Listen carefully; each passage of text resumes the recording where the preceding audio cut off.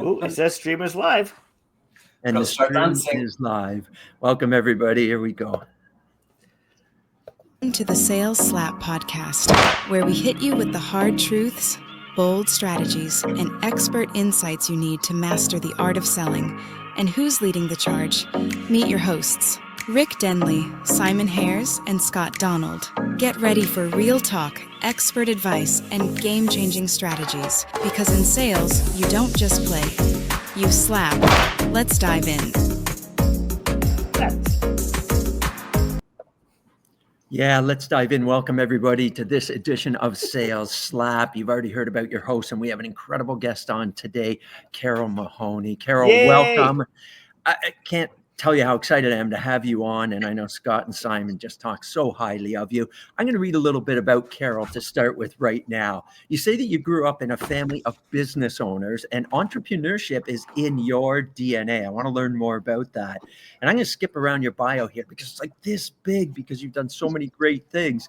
Through a lot of trial and error, you say that you've learned the hard way, and is there any other way, that we still need sales to help us connect. Oh, and he was afraid he was going to glitch, and he just glitched on us. Not good, is it? That's a great start. Your sales mindset.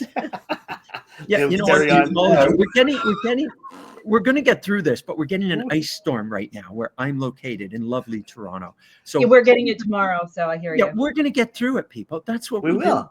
It's spring in the UK. It's glorious here. Yeah, all right. Sun shining, birds are singing. Back to our wonderful guest. As you worked through your own sales mindset, you were able to develop the skills to sell with the buyers in ways they preferred to interact. And as a result, you grew your business. We want to learn about growing businesses with sales like that. Today, you're on a mission to help others change the way they think about sales, and therefore the way that we sell, by using research, behavioral science, and data. Enough of your bio. I want to hear from you personally. But first off, let's welcome our other hosts here. Scott, how are you doing today? I'm doing very well. I don't know that I'll do it right now, but I want to tell a quick story about how it was that Carole and I met last November, because I think it's funny. Sounds like a funny story. Simon, welcome. Hang on, everybody. This is going to get even better. Nice, it does. Who doesn't love a funny story with the embedded command that this is going to be a funny story? I know, so we've all got a bloody laugh. He's creating a curiosity gap for you all. That's what he's doing right now. Curiosity. It's got a name. We just do it. We didn't know it had a name, but that's good to know. All the time. He does it all the time. He really does. From the glorious UK, Simon. Yes, from the glorious UK, and from a very, very excited person to meet, just a fantastic author hero. So it's just lovely to meet you, Carole. I cannot wait to hear about Grandma Mahoney. I have loved reading about Grandma Mahoney since I've had this book. She sounds, she's going to make you cry. Oh, I didn't mean No. It's my eyes are watering simply because it's allergy season here. So spring here. Okay. You were off to a great start. I thought Simon made you cry. I thought, oh man, way to go, Simon. On the Sales Slap podcast, she's going to cry. We bring out the best of our guests and we make them cry. That's how good we are. Everybody else, Phil and everybody sit aside. All right, I want to jump to our guests because that's why people are here, not to see us guys, believe me. Yeah, I know. Carole, what's your philosophy behind the buyer's first concept and the approach to selling in the book? It's the whole concept is really based off of, actually, I have it right here. It is based off of this mindset. This is a t-shirt that I designed for my sales teams that I coach and leaders that I coach. And it essentially is to remind ourselves that it is not about us. It is about our buyers. And I believe that the more that we focus not on our needs, which is our natural human tendency, but if we focus more on how can we help others to meet their needs, that not only are we going to be better in business, better in sales, but I think we're going to also make the world a better place as well. And this is something that I am so personally passionate about, not just from the standpoint of, making the world a better place, but also if we think about sales skills as a means to create financial independence. And this is Women in History Month. And so this is something that I'm really passionate about, because growing up in a small business owner family, understanding how important it was to be able to have sales skills that allowed you to grow your business so that you could feed your families, that you could have the life that you designed for yourself. Sales skills are life skills. And whether you're in sales or not, We are all salespeople, whether you're in marketing and you're trying to convince people of your ideas and get resources for them. Yes, absolutely. To sell is human. And that's Daniel Pink's is one of the books that actually inspired me to sit down and actually write this book, because sales is integral to everything that we do in life. But it has a bad rap, and so we don't like to be called salespeople. We don't like to think of ourselves as salespeople. And the result of that is that our mindsets towards the behaviors becomes the results that we get. And so if we think of sales as pushy and slimy and icky, and that's what we have to do to be successful, we either ignore it and don't do it, or we do it in such a way that we're not successful and we're like, see, it doesn't work. And we fulfill our own prophecies. Wow, what a great start. That really does help explain a little bit about the book, and a great read as well. And I know we're going to dive into some sections of it as well. Scott, tell us how you got to know Carole. So so I followed Carole on LinkedIn. I'm not quite sure how I came to learn about her. Found out she had a book, and as I get older, I realize that I have a lot to learn, and I'm looking for great books, and Simon is a great resource for books. So I bought the book, and like Carole had said, the book is full of what I thought was a really great sort of personal stories, and I'm going to ask you about that in a second, Carole, but also data and research. And I love the fact that there's actual data here. It's not just I think. Mm-hmm. So we visit my brother and his wife's family in Dracut, Massachusetts every fall. And I said to my wife, whose name is Carole, but without an E, I said, I'm going to reach out to Carole Mahoney and see if she wants to meet for coffee. And my wife's comment was, don't do it. She's going to think you're a stalker. So when my wife says, don't do something, I usually do it. So I reached out to her, and Carole's like, yeah, I'd be happy to meet with you. And I told her the story through email or whatever. And she's like, well, how did you put it, Carole? You don't have serial killer vibes. So let's meet for coffee. Yeah. That's just pretty much what I said. Yeah. So I thought, well, great. My brand is coming through, and that brand is not serial killer vibes. So that's awesome. So in the book, in the very first part of the book, and I won't go into great detail, but on the very first page, Carole talks about the struggles of being a small business owner, and she refers to something that I called, I cried through mucus-filled hiccups, which I thought was just very, very honest. And I feel like your husband deserves some credit for this, because right in the very first thing that you do hear someone about selling, your husband said something to you, which I feel like had a big trigger towards this whole notion of selling isn't something you do to others, but something you do with them. Do you know what conversation with your husband I'm referring to? Oh, yeah. So it was in the mucus-filled hiccups crying episode that I was doing, because it was a week before Christmas. Yeah. I had gone to the grocery store. The grocery store clerk tells me, with all of my groceries ready to go, that my credit card and my debit card had been declined. And I'm like, I'm a failure as a mother. I'm a failure as a business owner. I can't even buy groceries, never mind Christmas presents for my kids. And it was in that conversation that Steve started to come out as the shining light that he is. He would be delighted by this. And he said, you will figure it out. And long story short, a couple of days later, my sister introduced me to her boss, because I figured, well, maybe I'll go get that 4-letter word called a job that every entrepreneur, every business owner hates the idea of. And as I was sitting there having this conversation with my sister's boss, he said, I'm having a really hard time making this decision. It's between you and this other candidate. And my first instinct was to make it about me and say, you should hire me because of this and that and the next thing. And I thought to myself, oh, crap, this is my sister's boss. If this doesn't work out, it's going to damage my relationship with her. It's going to damage her relationship with her boss. And so I did the only thing that I could think to do, which was to ask a question. What's the most important aspect of this job for someone to be successful? And when he told me that I was going to be required to dress up as a mascot and go to every hockey game, I was like, definitely not me. But this other guy who you're talking to, who I happen to know loves doing that, you should hire him. And he looked at me and he said, thank you for making this such an easy decision for me. And when I went home and I told Steve about it, he's like, well, maybe you just need to just stop trying to sell people to get more clients. And I was like, boom. He's a genius. And I didn't realize at the time how much of a genius he was. But then as it settled in me, and I was like, wait a minute, do the opposite of everything that all of these sales books tell me to do? Wait, there's a Seinfeld episode in there somewhere if you're going to do the opposite of everything. That was such a perfect setup, because I'm thinking, oh, she's going to tell the story. She's going to tell and that was just it. And I think so that wasn't set up. That's just that's just Carole and I just being in sync with each other because she likes me best. But I think that, are you going to put that along the bottom, Rick? Just Carole likes Scott best. He's frozen. He's frozen. I know, we have to carry on now. So listen, I think to me that was such a great way to start the book, because that was my big takeaway, is that once we stop trying to sell to people, and as you said, it's not about me, not about us, I just thought that set the book up, and I'm like, okay, I know I'm going to love this book. So thank you for an absolutely brilliant answer.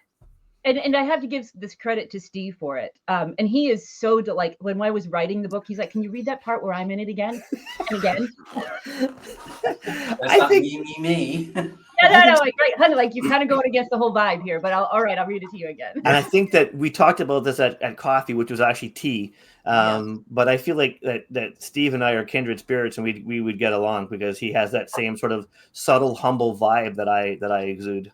Yes, if you say so yourself. Yeah, so he does. I was going to put something across the bottom on the ticker tape, Scott, but you wouldn't have liked it, so I decided not to. Why would you stop now, Rick? Why would you stop now? What else? I heard some great things in there that I want to expand on just quickly. And I know Simon's got some great questions too, having delved into the book so much. But what is this importance about relationships? You said, don't worry about selling yourself all the time, but there's relationships that I keep hearing reoccur. What does that mean to you in today's selling, Carole? For me, relationships are, I guess you could look at relationships as the journey and the pathway to building trust with people. And relationships aren't something that it just suddenly happens. Like, yes, there's those people like Scott and I where we just connect. Like, Scott is kind of very much like my husband, and like, yes, the humbleness, but also like they like the same music and things like that.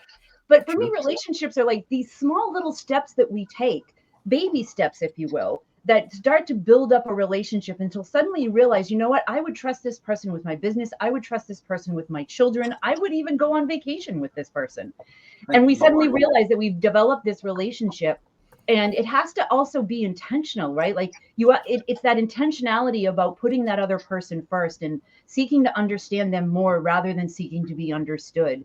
And in this day and age where we have AI and technology, which isn't anything new, relationships still matter. I mean, if you think about how the majority of businesses grow today is through referral, which is developed from relationships. And referrals, no matter what technology or latest hack or trick or sales process is out there, referrals will still sell for more, will sell faster, and have longer, happier customers as a result. And one of the pieces in the book that I found is that when we take on a collaborative nature with our buyers, right? When we're not trying to sell to them, we're selling with them, we're developing solutions, we're exploring options with them. That this is the foundation for us being able to build trust with other people. When someone comes in and says, this is what you need to do, and this is what you need to do, and you need to do it because I'm wonderful and super smart and built a business of millions of dollars in 6 months, it's really hard for you to trust that person. Whereas a relationship is much easier. I get the feeling that Simon is just shaking right now because this is so much in line with his approach. Well, I could just take over the whole thing, just you and me, Carole, to be honest with you. So, bump these other two off to the soapbox, and I'll take a look. Yeah, that's fine. Just leave them alone. It's fine. It's absolutely fine. I've had this for a very long time now, and I always know that I always keep different versions. I've got 2 different copies of your book, one which I recommend to clients when I'm running training courses, and then the other one that I keep for my own, with lots of different notes written in them. And I want to dig into the sales side of things, because I think for people that are watching this right now, they're going to be thinking about, number one, how is this going to help me as a salesperson? And right now we're working in a climate that's really, really tough. Mm-hmm. And you start your book with Robert Downey Jr.'s quote that says, remember that you've just hit rock bottom, that just because you've hit rock bottom doesn't mean you have to stay there. And I love it when you get this big dramatic quote that starts at the beginning, because I think, okay, come on then, give me the answers I seek.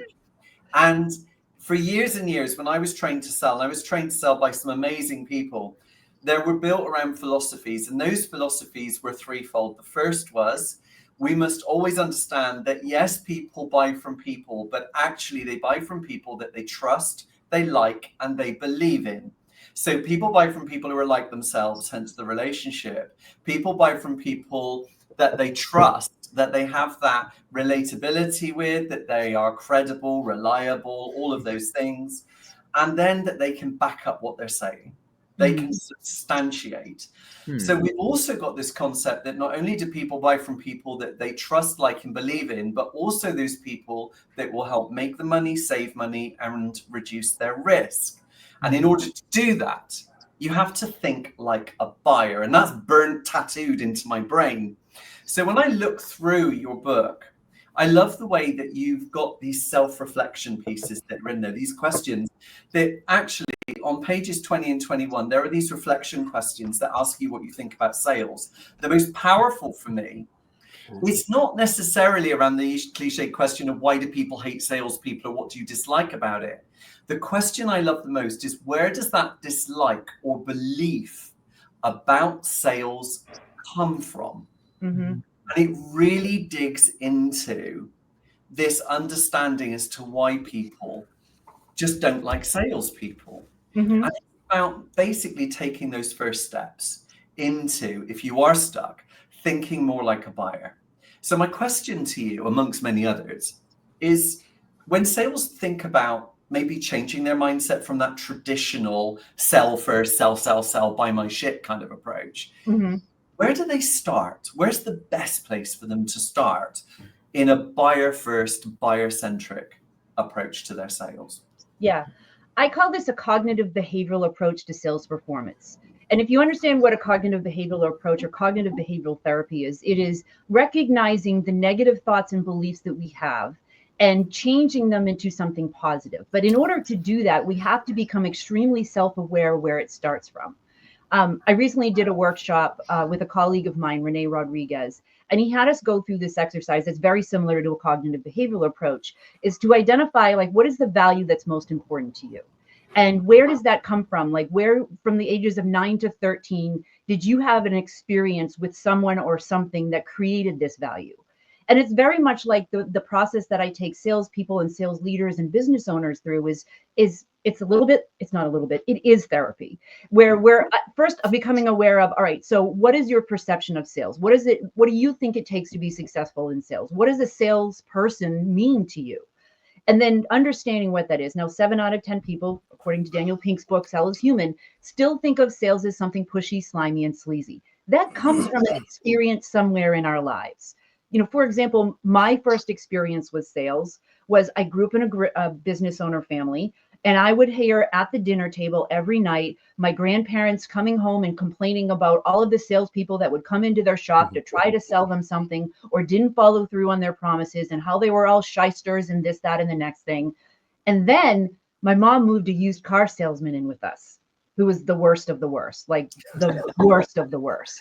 Oh, and that's our salesman. Yeah, exactly. And so it sealed my perception of sales as being pushy and slimy and sleazy. Now, the contradiction for me was that I also had a role model in sales who I didn't see Grandma Mahoney as a salesperson.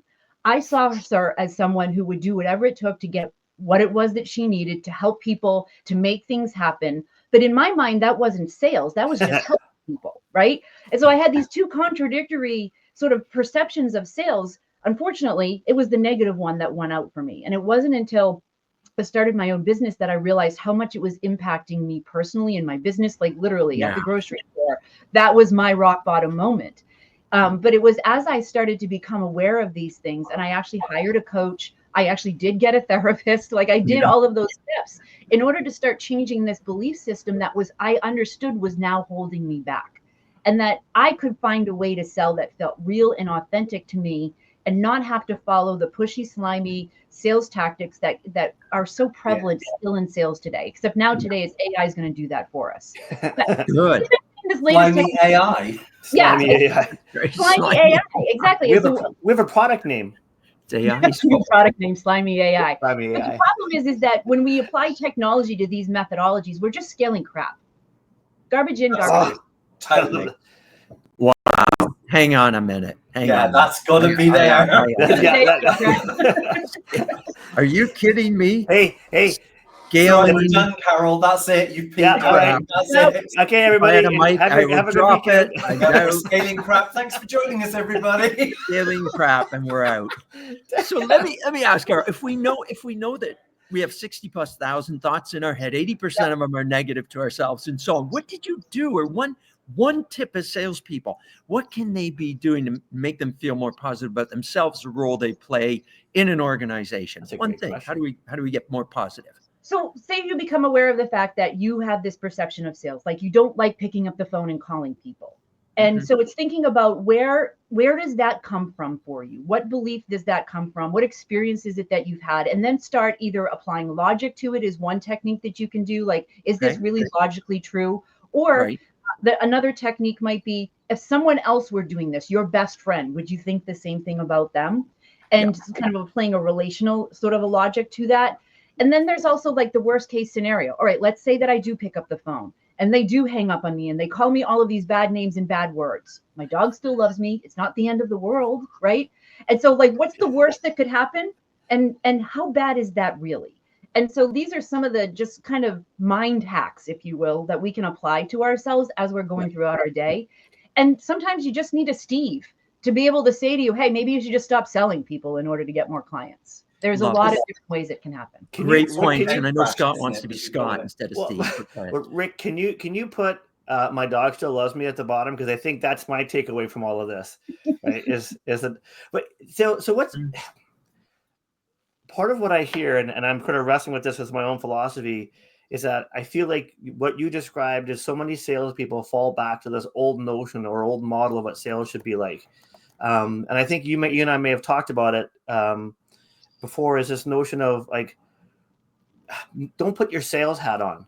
Put your, oh, look at that. put your you hat on. I don't know how else to describe this, but I feel like part of our role when working with clients is just help them realize that you don't have to put on this. And Simon said shit before, so now I'm going to say it. This bullshit facade of I'm a salesperson, I have to act in a certain way. Just be you. Yeah. And I think most of us care about the other person, but we're not quite sure how to connect with them in that way. And I think the way you described it was brilliant in terms of put them at the forefront of all that you're doing. And that allows you to, I think, to be more yourself. The danger, of course, though, is, Scott, is that when people say just be yourself, you see this all the time. We've had, since the pandemic, we've had so many people talking about authenticity. I'm sick in the ear of it. I really am. Yeah. Because actually, when you talk to salespeople and you actually say to them, just be yourself, many of them will actually look at you and say, well, what does that even look like? Because they don't know themselves. They don't know that. But also, when they sell, they are taught to be in a mindset. You need to be in a commercial mindset. You need to be in a problem-solving mindset. That's not how we are naturally. That's a forced mindset. Yes. And when we start to think about where do all these things that we believe come from about sales? Well, our managers are telling us to behave one way, but our parents were telling us, don't talk to strangers, don't answer back, don't cheat your elders. Well, guess what? You do any of those things, you can't cold call, you can't handle objections, and you'll never speak to anyone who's more important than you. So it's all crap. Yep. We just have to be what the customer wants. And that means that we have to think like business owners. We've got to think about not the pain points. I mean, how much rubbish is that? What's the pain points? Shoot me. No, it's not your pain points. It's not what's keeping you up at night. It's what's the reason you're in business: to make money, to save money, to reduce risk. These are the reasons why people are doing things. So when you talk, Carole, about your MVP, can you tell us a bit more about the MVP? Because I love this. Yeah.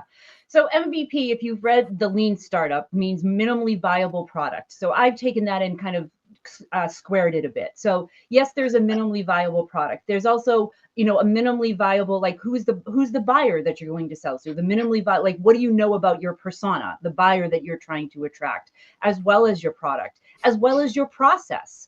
We sometimes think that we have to have everything worked out perfectly, the right messaging, the right prospect, the right steps to go through. And what it really is it just stops us from taking action on something, to even taking imperfect action on something. It stops us from doing that. It's a perfectionism mindset that sets in, that prevents us from asking tough questions in the moment, that as we think of them. It prevents us from actually reaching out to strangers to talk to them. And so I like to think of this as you need to do enough research and know enough about your buyer to take a first step. You don't need to know everything. If you have 3 minutes that you can go online and look at their LinkedIn profile, look at their website, or I know we were talking about in dissing AI, but using AI to do some of that research for you so that you can get yourself inside of their world, inside of their head. How are they seeing things? How are they feeling about things? And it requires us to get outside of our own heads to do that. I want to skip back to one other thing too, because we've talked about, we have this mindset when we go into scales, and you and I, Scott, talked about this a little bit at our tea. What is it? What they called tea time? High tea even. I'm sure in the UK there's a much more principled way to say that. Yeah. But, tea time, 4 o'clock in the afternoon. Tea time. Okay, 4 o'clock in the afternoon. Good to know. So the thing is that how we behave in our everyday conversations with our family and our friends and our neighbors, when we get into a sales conversation, what happens is that it's different from our everyday conversations because of one thing: the exchange of value. Selling, the definition of sales and selling, is an exchange of value, money. And we all have hangups about that. So when we get into a situation which is a sales conversation, all of a sudden being authentic and being ourselves goes out the window, because now, like you said, we're in a commercial mindset. So how do we get out from underneath that? Which is difficult to do, because as adults, with the way that we learn new things when we're in new situations is, according to the adult theory model, is that we look at those who we see as successful. I'm going to just say it, like the Grant Cardones of the world, who is my arch nemesis. And we look at that as success. And then we mimic that because we think that's what we need to do to be successful, but we're just creating more of the same crap. Carole's being brilliantly controversial this morning. I love it. She's all feisty. Oh, I haven't even I'm not started across the ticker, but I like it. Yeah, that's great. Well, so guys, quick time check for us. We're moving on time. Scott, I think you had a question for Carole as well that maybe you want to. I do have one other question, and okay, I have a million other questions, and the next time we have tea, we'll get into it. A lot of these conversations, we're talking about them from the perspective of a salesperson, but for a lot of people, how they're impacted is by their leader or their sales leaders. Yes. So I'm really curious about your perspective about what is the role that managers and sales leaders play in helping kind of create that buyer first mindset. Great. So this is the next book. The next book that I'm working on is called Seller First, to address exactly what you just said, Scott, because think about it. Whenever you try to get in shape, right? You have a different. What are you insinuating, Carole? I'm writing another book about me being in shape. That's what I'm wondering. Yeah, totally. No. Okay, fair enough. Ignore him, Carole. Keep going. Is that if you think about in terms of whenever we try to get in shape, right? You get all the junk food out of your house. You develop a habit of getting exercise every day. You surround yourself with other people who are also trying to get into shape, so because you're trying to do something new, something different. But what happens when you go to the party and there's cake and there's cookies and there's nachos everywhere and you're starving and everybody's drinking? You start to fall to the level of the environment that you're in. And this is exactly what happens. You can have the best, strongest, buyer-first focused salesperson in the world, but you bring them into a circumstance and environment where they're not being supported, they're not being coached, they're pressured to give discounts because to create false urgency because they need to meet their quota this month, or whenever they meet with their manager, it's when is this deal going to close? And it creates this pressure that then causes salespeople to forget, I need to put the buyers first. Yes. And the thing of it is that the very mindsets that impact salespeople, things like we talk about in the book, like the need for approval. We think people need to like us in order to buy from us. And what that does is creates this dynamic where we don't ask them tough and challenging questions because we don't want to upset them. Or we're not actually emotionally regulating ourselves. We're not in the present moment and actively listening. This impacts sales managers and sales leaders as well, but in different ways. When a manager has a need for approval, they won't have the tough conversations with their salespeople.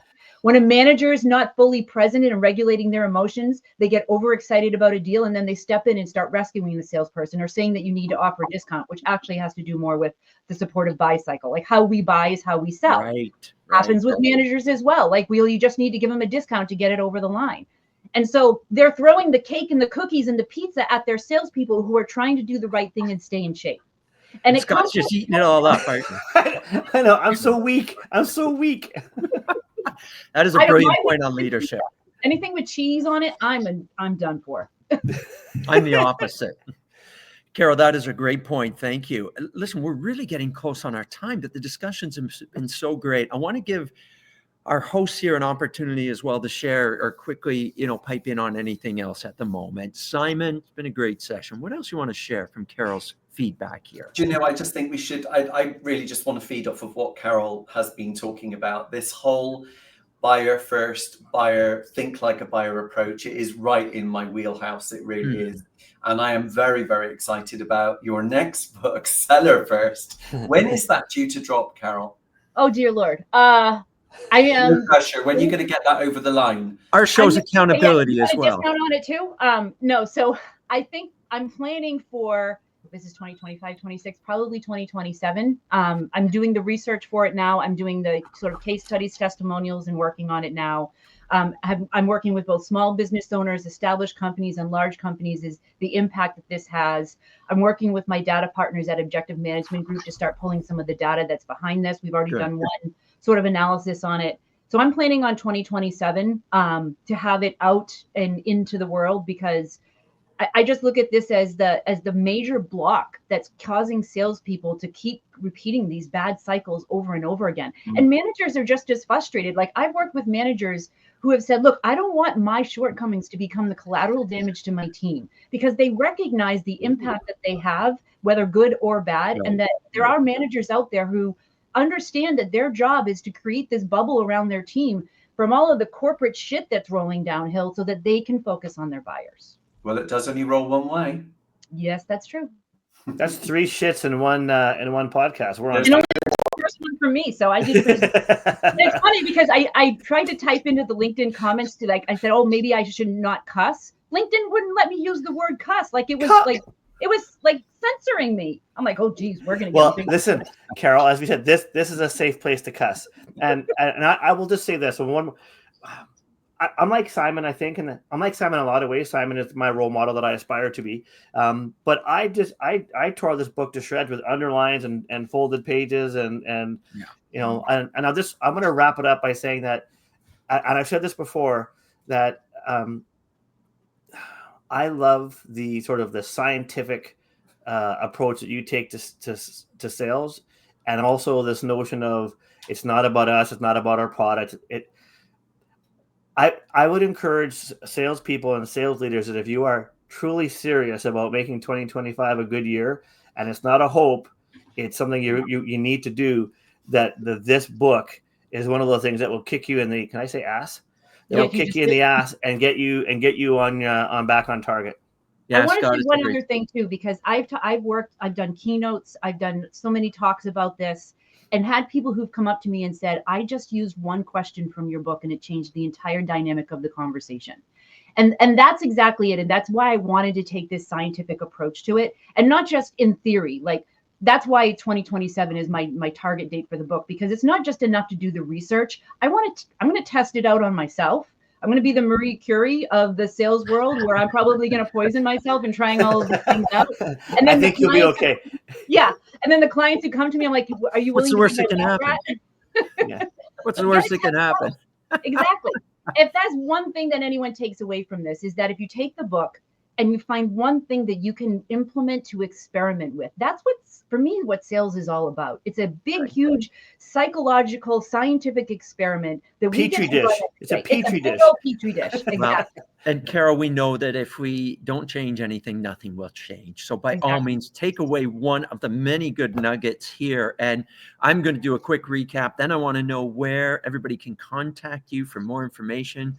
Carole, please, we want to get that up on the screen as well for everybody. But we talked about relationships, the building of trust piece.